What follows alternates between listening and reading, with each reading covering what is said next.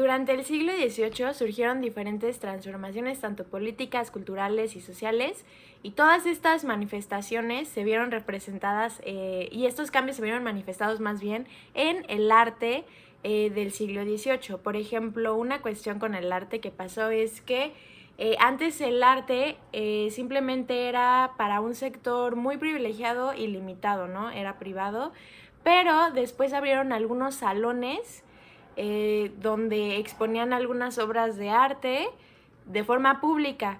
Después surgieron museos públicos. Por ejemplo, el primer museo público surgió en el siglo XVIII y es el Louvre de París.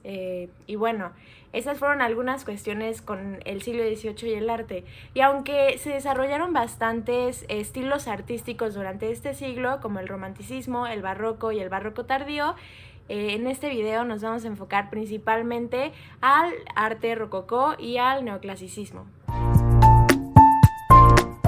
El arte rococó surge como un estilo de arte cuando se culmina el barroco, y el arte rococó surge como reacción al barroco clásico. Y bueno, tienen diferentes diferencias. Y por ejemplo, el arte rococó se caracteriza por representar la opulencia de la aristocracia, o sea, como esta vida tan abundante que tenían los aristócratas en ese tiempo, así como también ocupar colores más vivos, que a diferencia del barroco clásico utilizaban colores como más pesimistas, o bueno, como colores más oscuros, justamente por esta tendencia pesimista. También el arte rococó se caracteriza justamente por representar la vida aristocrática, y representaban entonces como un arte que manifestaba cuestiones mucho más mundanas que religiosas.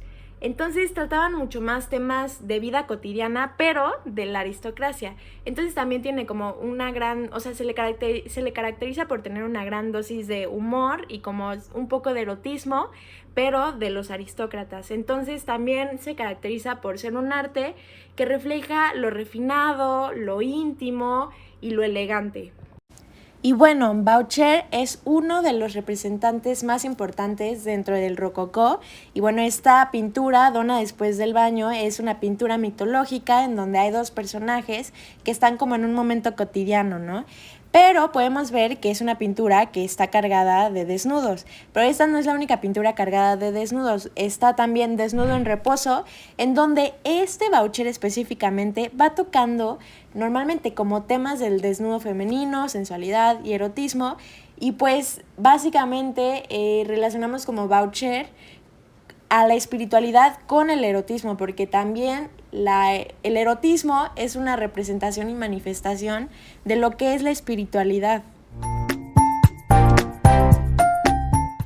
El arte neoclasicista igual surge en Francia, así como el arte rococó, pero el arte neoclasicista surge como una propuesta de arte mucho más serena y equilibrada. Mucho más que el arte rococó, porque se pensaba que el arte rococó tenía como este lenguaje reiterativo y vacío. Entonces, como ya habíamos visto antes, el arte rococó pues tocaba más temas sobre la vida aristócrata y tocaba como más de estos lujos y su vida muy mundana, pero llena de lujos y privilegiados del arte, bueno, de los aristócratas en el arte rococó. Y entonces el arte neoclásico surge como esta propuesta como un poco más refrescante, en donde las principales características son la pureza, la exactitud, la luminosidad, también tocan como mucho el tema de la razón y el equilibrio. En el arte neoclasicista se imponen las líneas rectas ante las curvas como una manifestación que había ante esta independencia respecto al poder y a la religión que había en ese momento. Y bueno, para que pudiera surgir el arte neoclásico, tuvo que haber pasado 3 momentos históricos. El primero es la aparición de la Ilustración, que es este movimiento filosófico que apela por la razón y el conocimiento. El segundo momento histórico es la Revolución Industrial, en donde empieza a cambiar como toda esta organización de vida por las industrias, las formas de vivir, la demografía, todo por las industrias. Y el tercer momento fue la Revolución Francesa, donde proclamaban la igualdad, libertad y la fraternidad. Y en el arte neoclasicista, las obras se veían influenciadas bajo ciertos valores específicos que se consideraban racionales, y entonces como se consideraban racionales, se consideraban universales, y en ellos estaba la libertad, la fraternidad, el heroísmo, el espíritu de sacrificio, y esta idea de patria.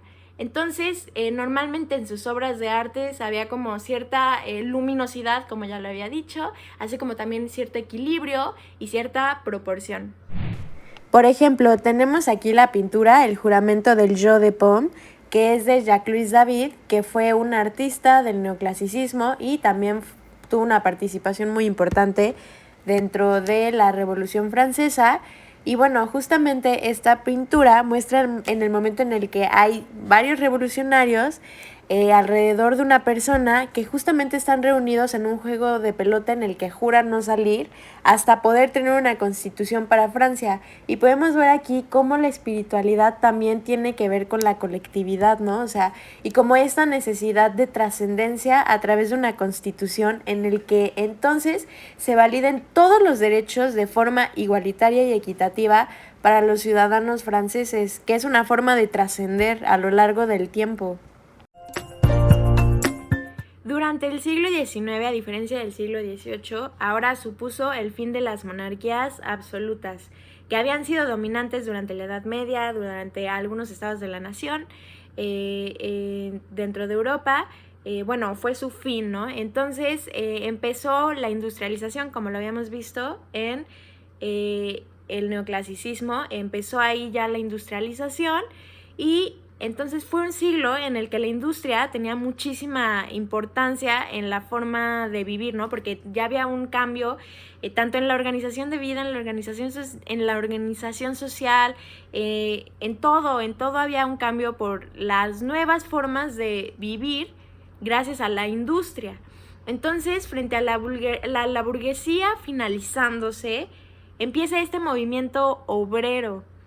Y el realismo, que es un hito artístico, representa todas las consecuencias que la industrialización tuvo, todas las repercusiones sociales que ahora tiene la industrialización. Y así como está este movimiento artístico que es el realismo, también está el impresionismo, el postimpresionismo, el simbolismo y el modernismo, y muchos más.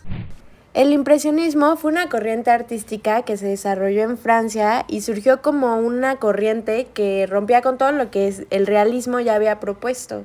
Y bueno, justamente esta corriente lo que intentaba era transmitir como la vida tan cambiante y el ritmo tan rápido que se estaba pasando en ese momento, así como también manifestar todas estas impresiones y todo lo que el artista percibía y que experimentaba con su vida cotidiana o lo que veía en la naturaleza.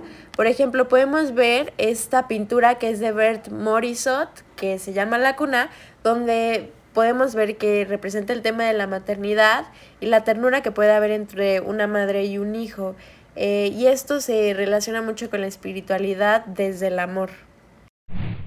Los simbolistas consideraban que el arte siempre surgía de una emoción, pero esta emoción era provocada por una experiencia. Entonces, normalmente trataban de exteriorizar una idea a través de un análisis profundo de su yo. Y normalmente hacían esta relación y correspondencia entre los objetos que ellos veían en el mundo físico y las propias sensaciones individuales.